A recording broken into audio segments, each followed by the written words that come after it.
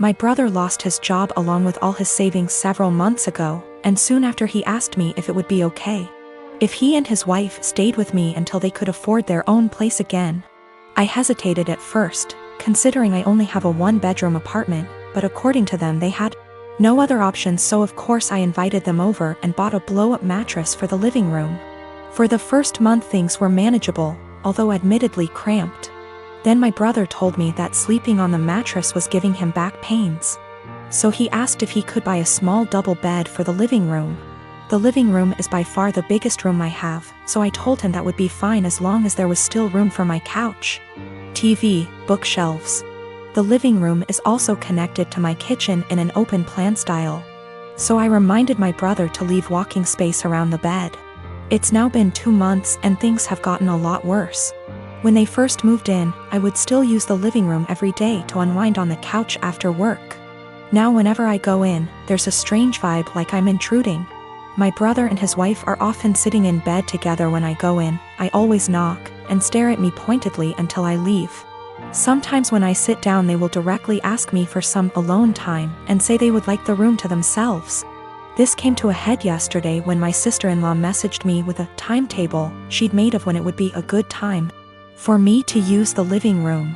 The timetable basically says that they will allow me into the room for an hour each evening, plus 20 minutes around meal times.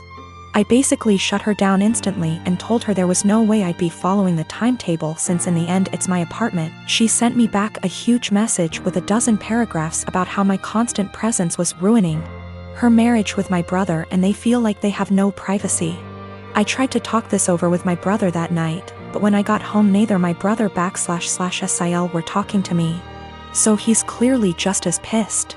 Today an Amazon parcel arrived for my brother with a lock for the living room door, which I told him there's absolutely no way I will allow him to install.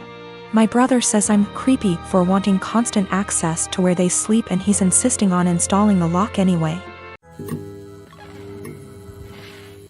My cousin Jake got outed about 4 or 5 days before his 18th birthday in the summer.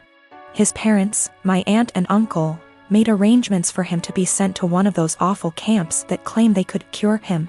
A kid in his community was forced to go and came back and was clearly not well, so Jake didn't want to go. Jake ran away from home and jumped from one family house to another. His folks didn't file a missing person report because they didn't want to look bad to their neighbors. They just told them that he went to that camp willingly. He disappeared in the middle of October and turned up in my city a week later. After making sure he was safe to bring home, my wife and I allowed him to stay. He didn't want me to tell the rest of the family for a while, because those people at the camp keep showing up to take him. I made sure to talk to a lawyer, who assured Jake that they cannot take him. 3 days ago, he told his parents he was here. A few hours later, those damn camp people showed up, but they were unable to take him. My family has been blowing up my phone for the last 2 days angry that I didn't tell someone sooner. Well, Jake didn't feel safe yet, and still doesn't. I wanted to make sure he was ready. Still, even those that want to protect Jake is upset with me for hiding him. I figured I wasn't the for hiding him from my more narrow-minded family. It was those that really wanted to help Jake that made me feel guilty. They were all scared out of their minds and wanted the peace to know he was okay. I felt bad for not telling them. Though I am sure they wouldn't had turned him in, I felt bad because we were working on keeping him safe. Also, we got a lawyer who got the police on the lookout for those camp people in case they try anything. Jake is not going out alone until we are sure he is safe. We are looking on how to get his paperwork, like his birth certificate, here because no way he trusts his parents to just hand them over. My granny-in-law is talking to some people that could help. I am a 25-year-old male on a lakeside property that was legally and officially given to me by my parents. I have been living here for 6 years and have some great neighbors along with some not-so-great ones. Of all my neighbors, I have only ever had problems with one who lives right next door named Mariette.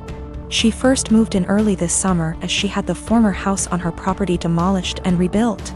My problems started with her over the use of my wood stove and fireplaces. With the temperatures getting colder, I have started to use them daily. My house is not equipped with any form of heating outside of the wood stove and a fireplace. This means that from fall until spring I will constantly have them going to keep my place warm. My family never outfitted the home with anything better because it was for weekend trips and we would winterize and leave it when things got cold. My parents thought of adding oil heating when I moved in, however I opposed it because it was a waste of money and didn't mind splitting logs. 5 days ago, after having received my shipment of logs for the fall, I was approached by my neighbor Mariette. She came around asking for my parents, to which I said that they don't live here and that I am the homeowner. She didn't believe me and said that I was too young to be a homeowner before leaving.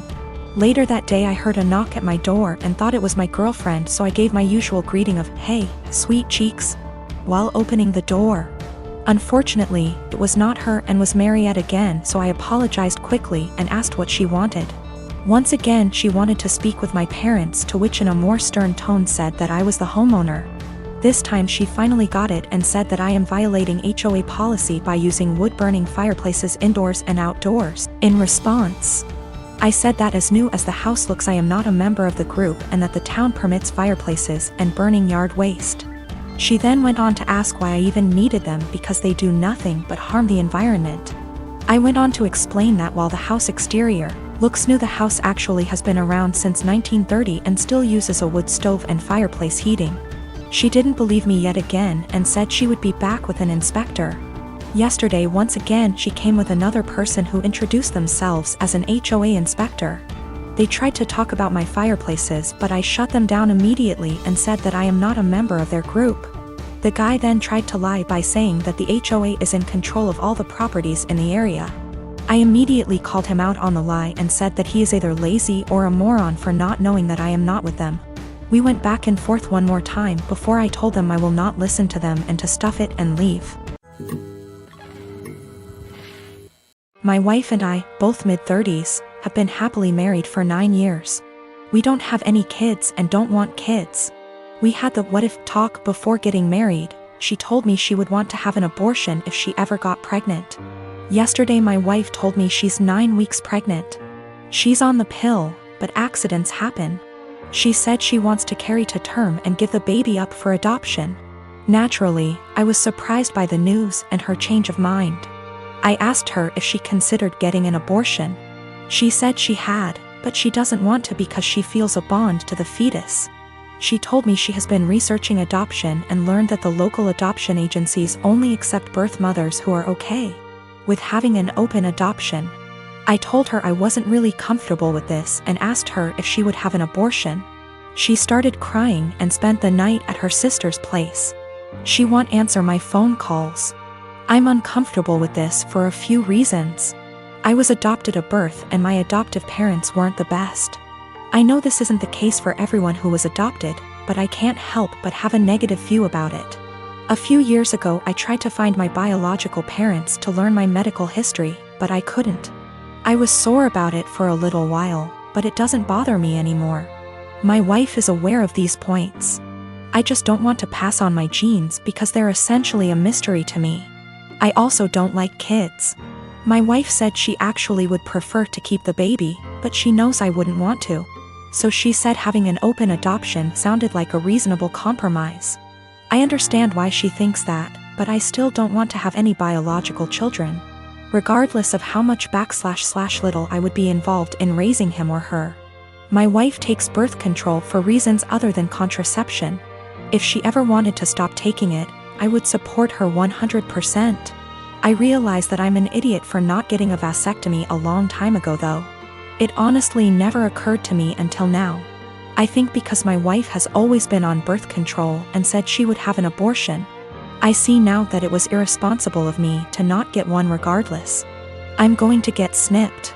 She and I talked, it was emotional for both of us, but no voices were raised.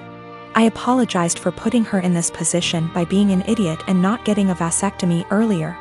I also apologized if she felt like I was pressuring her when I asked her to have an abortion. I didn't mean to pressure her, but I know words aren't always received as we intended. She said she felt pressured a little, but forgave me because she knows I was totally caught off guard. She apologized for having a change of heart regarding abortion. She said she was really surprised by her own feelings and hopes I don't feel like she tricked me. I don't. We mutually agreed that it would be good to spend one more night apart to really think. We've always have a strong marriage, and we're both committed to working through this, whatever that may look like.